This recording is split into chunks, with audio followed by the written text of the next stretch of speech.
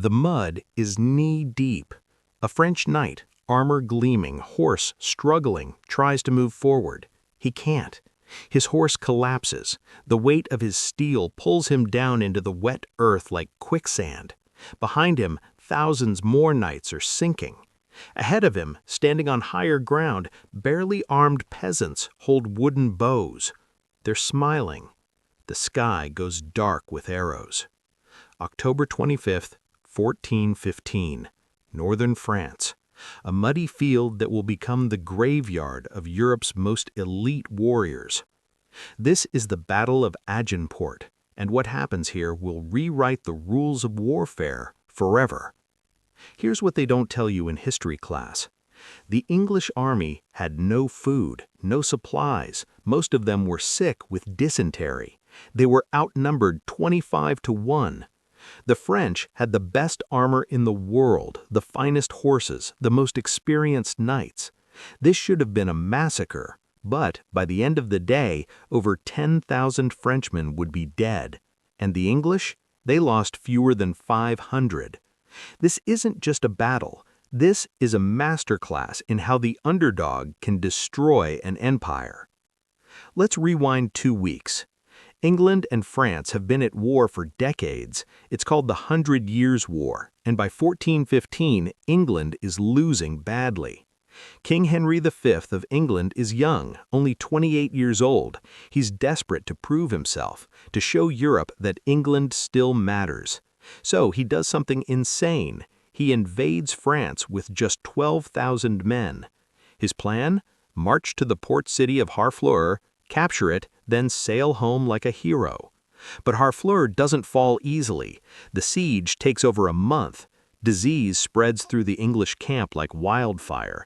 Dysentery, severe diarrhea, dehydration, constant vomiting kills more men than battle ever does. By the time Harfleur finally surrenders, Henry has lost a third of his army. Now he's stuck deep in enemy territory with 6,000 sick, starving soldiers. The French know this, and they're closing in. Henry makes a desperate decision. He'll march his army 260 miles north to the English-controlled port of Calais. From there, they can escape back to England. But there's a problem. The French army is hunting them. And they're not just any army. This is the flower of French nobility, dukes, counts, knights in full plate armor that costs more than a village, war horses bred for battle, crossbowmen, pikemen, the greatest military force in Europe. They number over 50,000 men. Henry has 6,000. Most of his soldiers are archers, commoners, peasants, farmers with bows. They wear leather, not steel. Many are barefoot because their boots rotted in the mud. The French are so confident they start arguing over who gets to capture the English king. They're already dividing up the ransom money. For 2 weeks, the English march north. They're starving, eating whatever they can find, nuts, berries, raw grains stolen from fields. The French army shadows them the entire way. Every river crossing is blocked. Every road is cut off. The French are herding them like cattle towards a slaughter. Finally, on October 24th, the English reach a narrow stretch of farmland between 2 forests, the village of Agincourt. And waiting for them, blocking the road to Calais, is the entire French army. The English men look at the massive force ahead of them and they know, this is where they're going to die. That night, the English camp is silent, no fires, no singing, just the sound of men praying. Across the field, the French are celebrating, drinking wine, laughing, playing dice to decide who gets which English noble as a prisoner. Some French knights are so confident they mock the English, shouting insults across the darkness. Henry walks through his camp alone. He stops at clusters of soldiers, talks to them quietly. He doesn't give grand speeches. He doesn't promise victory. He just reminds them of one thing. We are Englishmen, and tomorrow we will show them what that means. October 25th, 1415. Dawn breaks cold and gray. Rain has been falling for days. The field between the 2 armies is a swamp of thick, sucking mud. The French army stands in formation, row after row of armored knights, thousands of them. Their armor catches the weak morning light like a sea of steel. Behind them, crossbowmen. Behind them, more cavalry. It's the most powerful military force in Europe. On the other side, the English look like refugees, mud-stained, exhausted, sick. But here's what the French don't know. Henry has chosen this position very carefully. Look at the battlefield. It's narrow, only 1,200 yards wide, squeezed between two thick forests. That means the massive French army can't spread out, they can't flank, they can't use their superior numbers. They have to come straight at the English, through the mud. The English archers, about 5,000 of them, form the bulk of Henry's army. They're positioned on both flanks, protected by wooden stakes driven into the ground at angles. These stakes are sharpened to points. Any horse that charges into them will be impaled. In the center, Henry places his small force of knights and men-at-arms, maybe 1,000 men. That's it. That's the entire defensive line. The French commanders look at this and laugh. They see a tired, outnumbered, desperate enemy. They see an easy victory. What they don't see is the trap.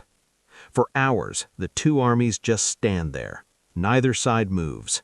The French are waiting for the English to attack. Why would they? They have all the advantages: time, numbers, supplies. The English are waiting for the French. They have no choice. They can't retreat, they can't advance. They can only stand and wait. Finally, around 11 a.m., Henry makes a bold move. He orders his entire army to march forward, closer to the French line. It's a taunt, a dare, and it works. The French commanders lose their patience. They order the cavalry to charge.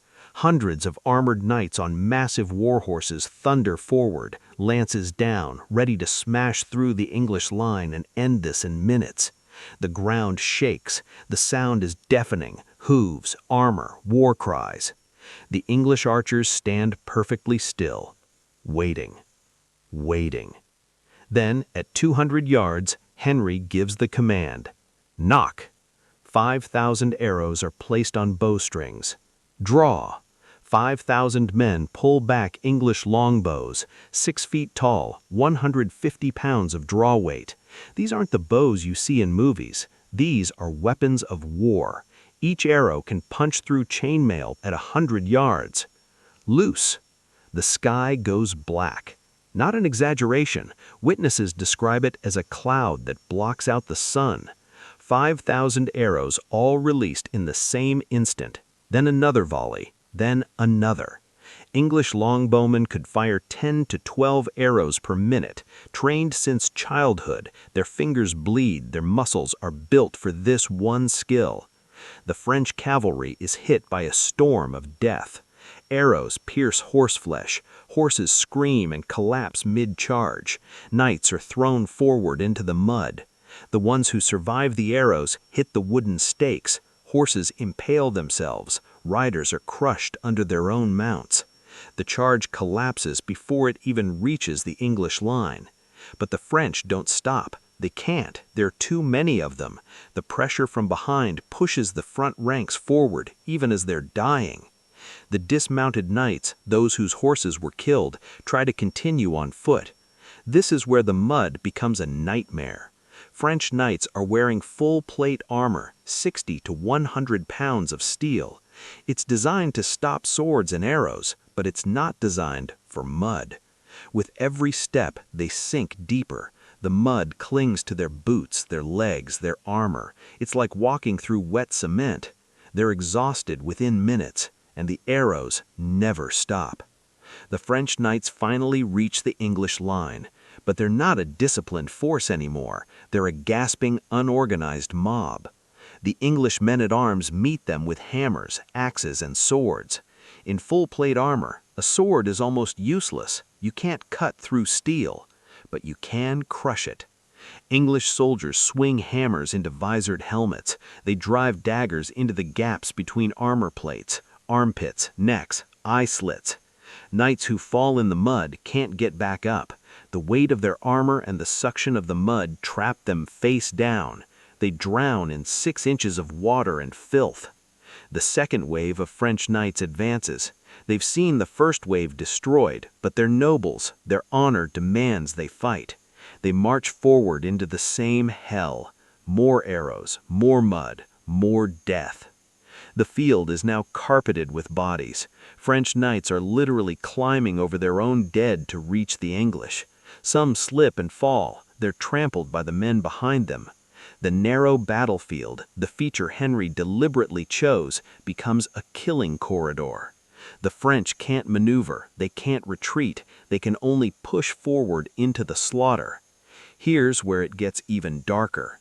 The English archers run out of arrows, so they grab axes, hammers, anything they can find, and they rush into the melee. These are peasants, men who've spent their lives being treated as less than human by the French nobility.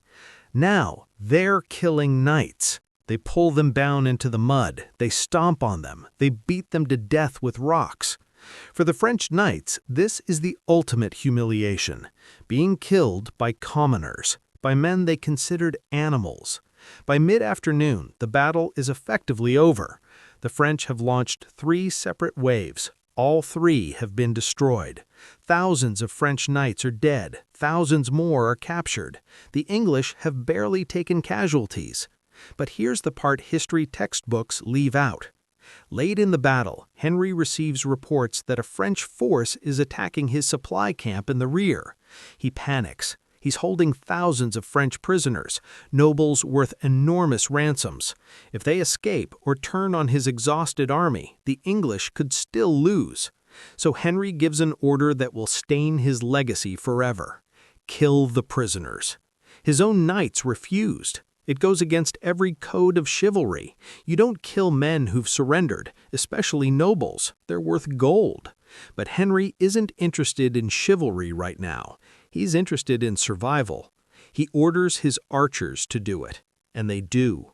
Hundreds, possibly thousands of French prisoners are executed, throats cut, skulls smashed, burned alive in barns where they've been locked. It's a war crime by any definition, and it's erased from most versions of the story. When the rumor of the French rear attack turns out to be nothing, just a minor skirmish with camp followers, the massacre is already done. Henry never apologizes. He never admits it was a mistake. In fact, he frames it as necessity, and history, written by the victors, quietly forgets. When the sun sets on October 25, 1415, the field at Agincourt is silent. Over 10,000 Frenchmen are dead. The English have lost fewer than 500. It's one of the most lopsided victories in military history. But walk that field and you'd see the truth beneath the glory. Bodies stacked like firewood, mud mixed with blood turned black, knights drowned in their own armor, peasants who executed nobles with farm tools. This isn't a clean victory. This is a massacre dressed up as heroism. Henry marches his army to Calais. They escape to England. He returns home a legend, the young king who defeated France's greatest army with a handful of sick soldiers and some farmers with bows. Songs are written, plays are staged. His name becomes immortal. But here's what they don't sing about. The terrified teenagers shaking in the mud, the men who died from disease before they ever saw battle, the prisoners executed in cold blood, the French peasants whose fields were destroyed, whose villages were burned, who starved that winter because armies marched through their land. History loves a hero, but heroes are built on bones. Here's what they never told you in school. The Battle of Agincourt didn't end the 100 Years' War. It didn't even come close. The war continued for another 38 years. Eventually, France won. Henry V died just 7 years later, not in battle, but from dysentery, the same disease that nearly destroyed his army. England lost all its French territories. The entire campaign that Agincourt was part of, completely pointless in the long run. But Agincourt became a legend because England needed one. Think about when this story gets told most often. During World War I, when Britain needed to inspire soldiers facing impossible odds. During World War II, when England stood alone against Nazi Germany. Agincourt became a symbol, a story of British courage and resilience. But here's the uncomfortable truth. The heroes of Agincourt were invaders. Henry had no legal claim to France. He invaded because he wanted glory and land. His soldiers were starving and sick because he led them into a reckless campaign. The French knights he slaughtered, they were defending their homeland. But you'd never know that from the way the story is told. And the longbowmen, the common heroes of the tale. After Agincourt, they weren't celebrated. They weren't rewarded. They went back to England and returned to being peasants. No land, no titles, no wealth. The nobles Henry fought alongside, they got ransoms, estates, honors. The archers got nothing. This is the part that gets erased every time the story is told. The people who actually won the battle were forgotten the moment the battle was over. Let's talk about the longbow for a second, because this weapon changed history and then vanished. The English longbow was devastatingly effective. Longer range than crossbows, faster rate of fire, could pierce armor at close range. It won Agincourt, it won Crécy, it dominated European battlefields for over a century. So why did it disappear? Here's the ugly answer. It required a lifetime of training.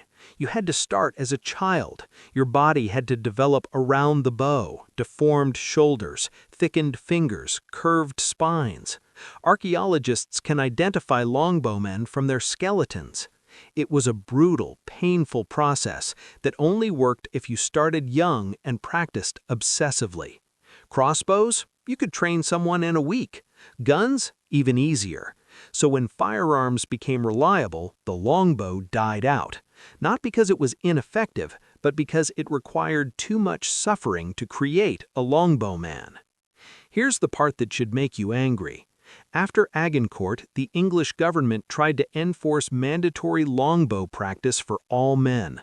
Laws were passed requiring every town to have archery ranges. Men were supposed to practice every Sunday.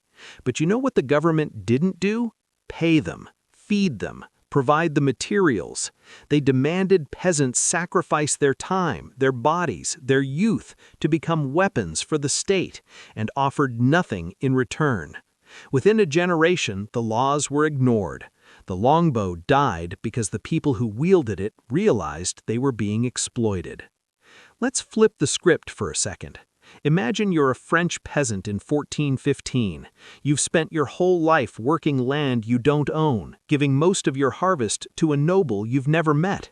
Then one day, an English army marches through your village. They burn your crops, they steal your food, they kill your livestock. Maybe they kill you. A few weeks later, another army, this time French, marches through and does the same thing. Both armies see you as less than human, a resource to be used and discarded. Then the nobles fight each other at Agincourt and thousands of them die in the mud. And you know what? You don't care. Because whether the English king or the French king wins, your life doesn't change. You'll still be starving, you'll still be powerless, you'll still be invisible. This is the perspective that never makes it into the heroic retellings. The 100 Years' War wasn't a grand romantic struggle. It was a century of pointless violence inflicted on people who had no say in it. Kings and nobles played their games of thrones. Peasants paid the price in blood, starvation, and misery. Agincourt killed 10,000 French soldiers in a single day. But how many peasants died from the famine and disease that armies brought with them? How many villages were destroyed? How many families were wiped out? We don't know, because no one bothered to count. Here's why Agincourt actually matters. It proved that the age of knights was over. For centuries, warfare had been dominated by heavily armored cavalry. Knights were the tanks of medieval warfare, expensive, powerful, nearly unstoppable. The entire feudal system was built around this. Lords provided knights, knights provided military power, peasants provided everything else. Agincourt showed that a well-positioned force of common soldiers could destroy even the finest knights. It wasn't just tactics, it was a revolution. Within decades, gunpowder weapons spread across Europe. Armor became obsolete, castles became obsolete. The whole structure of medieval society started to crack. You couldn't maintain a system where nobles justified their wealth and power by being superior warriors if peasants with guns could kill them just as easily. Agincourt was one of the early tremors. The earthquake was still coming. And here's the ironic part. The French learned the lesson. After Agincourt, they reformed their military. They invested in artillery. They trained professional soldiers instead of relying on noble cavalry. By the end of the Hundred Years' War, France had one of the most modern, effective armies in Europe. England, stuck in the past, clinging to the glory days of Agincourt. The battle that made England a legend also made them complacent. France adapted. England didn't. Guess who won the war? Let's give credit where it's due. Henry V was a brilliant commander, not because he was a great warrior, though he fought personally in the battle, but because he understood something most medieval commanders didn't. Morale wins battles. Think about his situation. His army was sick, starving, terrified. They were facing overwhelming odds. Any rational person would have surrendered. But Henry knew that if he could make his men believe they had a chance, if he could make them angry instead of afraid, they'd fight like demons. So he walked through the camp the night before the battle. He talked to soldiers. He made them feel seen. He didn't promise them victory. He promised them dignity. We few, we happy few, we band of brothers. That's Shakespeare, written 180 years later, but it captures what Henry was doing. He made his soldiers feel like they mattered. And he made them angry. He reminded them that the French saw them as subhuman, that French nobles were already dividing up the ransom money, already mocking them. He turned their fear into rage. And rage, channeled correctly, is a devastating weapon. But here's the dark side of that genius. Henry also knew his men were expendable. He positioned them perfectly, used the terrain brilliantly, gave them every advantage, but he also knew most of them were going to die. He just needed them to take enough Frenchmen with them. The fact that they won so decisively was almost a miracle built on mud, desperation, and the willingness to do whatever it took to survive, including mass murder of prisoners. That's the real Henry V, not the noble hero, a brilliant, ruthless pragmatist who understood that war is hell, and the only way to survive hell is to be more terrifying than your enemy. Let's talk about the mud one more time, because this is what actually won the battle. Not English courage, not French incompetence. Mud. The field at Agincourt had been freshly plowed. Farmers were preparing it for winter planting. Then it rained for days. The earth turned into a thick, sticky sludge that clung to everything. Modern estimates suggest the mud was knee-deep in places. Some areas were deeper. For the English, positioned on slightly higher ground, this was inconvenient. For the French, charging uphill in full armor, it was a death sentence. Imagine running in full plate armor. Now imagine doing it uphill. Now imagine doing it uphill in knee-deep mud while carrying a lance and shield while arrows are raining down on you. You'd be exhausted in minutes. Your heart would be pounding so hard you couldn't breathe inside your closed helmet. Your legs would be screaming. And then you'd reach the English line and have to fight hand to hand, already completely spent. This is why the French lost. Not because they were cowards, not because the English were superhuman, but because the battlefield itself was designed to kill them. Henry didn't create the mud, but he chose the battlefield. He positioned his army. He waited for the French to come to him, and he let the earth do half the work. This is the real lesson of Agincourt. Terrain matters more than courage. Positioning matters more than numbers. And sometimes, winning isn't about being stronger, it's about making your enemy destroy themselves. We need to go back to the prisoners, because this is where the story gets complicated. Medieval warfare had rules, not laws, rules, codes of honor that everyone understood. Knights didn't kill other knights in battle if they could help it. They captured them. Why? Ransom. A captured noble was worth a fortune, sometimes more than a knight would make in his entire life. This system kept warfare relatively civilized, at least among the nobility. Peasants and common soldiers, they were slaughtered without mercy, but nobles took care of nobles. After the main battle at Agincourt, the English were holding thousands of French prisoners. These men were worth millions in today's money. For the English archers and men-at-arms, capturing a single French knight meant generational wealth. This was their reward for surviving the battle. Then Henry ordered them killed. Imagine being an English archer. You've just survived the most terrifying day of your life. You've fought in mud and blood and watched friends die. You've captured a French noble, your ticket out of poverty. And your king orders you to cut his throat. Some of the archers refused. Henry had to threaten them with execution to make them comply. Think about that. English soldiers were more willing to face death than give up their prisoners. That's how important those ransoms were. Modern historians debate whether Henry was justified. Some argue he had no choice. Keeping thousands of armed prisoners with his exhausted army was too dangerous. Others argue it was a panicked overreaction to a minor threat. Here's what's not debatable. It was a massacre of defenseless men, and it haunted Henry for the rest of his life. French chroniclers called him a murderer. Some English chroniclers tried to justify it or minimize it. A few just didn't mention it. Inconvenient facts have a way of disappearing from heroic narratives. You want to know why this story still matters?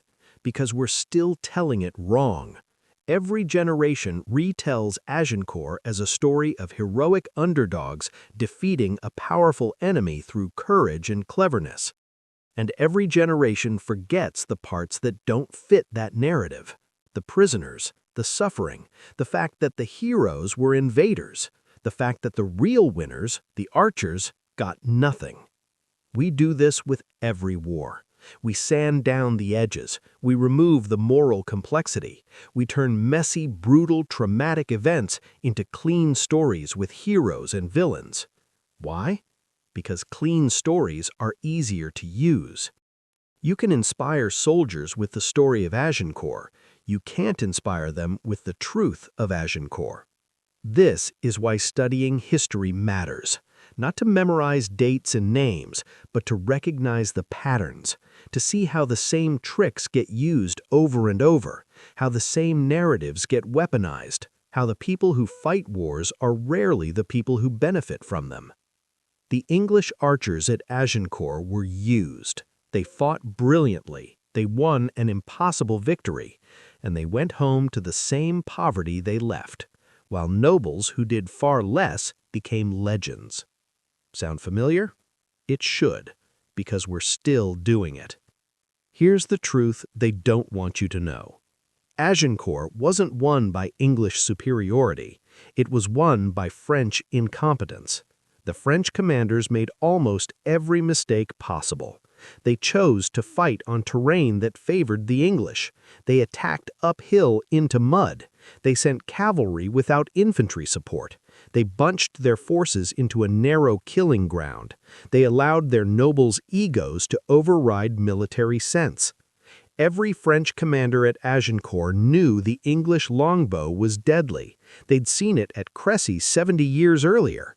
And they made the exact same mistakes. Why? Pride. French knights believed they were inherently superior to English commoners.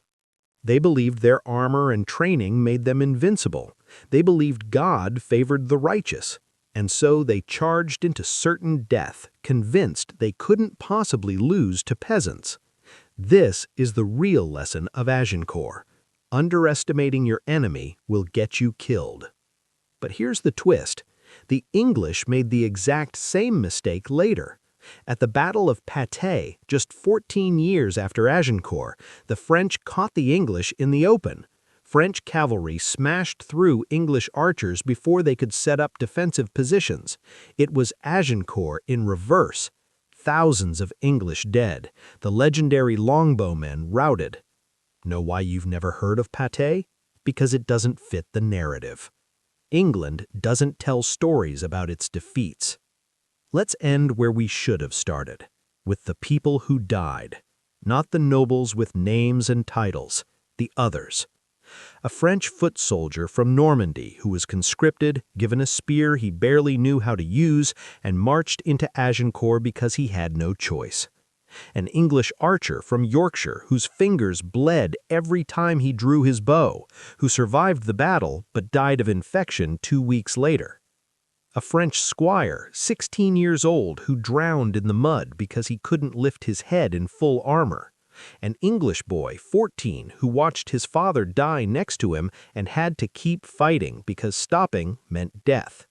A French peasant woman whose village was burned by the English army on their march north, who lost her children to starvation that winter. These people didn't care about glory. They didn't care about who had legal claim to the French throne. They cared about surviving. And most of them didn't. History remembers Henry V. History remembers the French commanders, dukes and counts with famous names. History doesn't remember the 10,000 corpses rotting in a muddy field in northern France. It doesn't remember the widows and orphans. It doesn't remember the trauma. It just remembers the story. And the story is a lie. The Battle of Agincourt was a miracle. That's what they tell you. A small force of brave Englishmen defeating a massive French army through courage, faith, and brilliant tactics. It's a great story. It's inspired millions of people over 6 centuries. But here's what you need to understand. Miracles are made of mud and blood.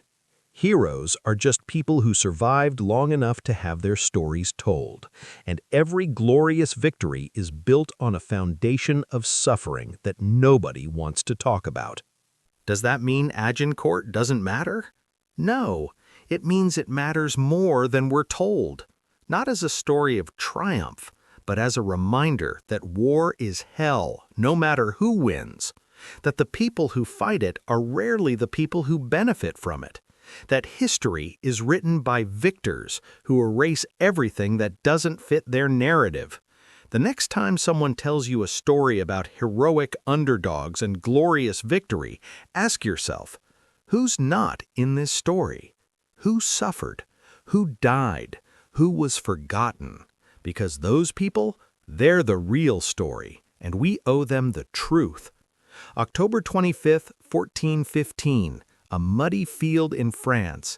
6,000 exhausted men defeated 50,000. It was brilliant, it was brutal, and it was built on bones. That's the real Battle of Agincourt. That's the story they don't want you to know. Now you do.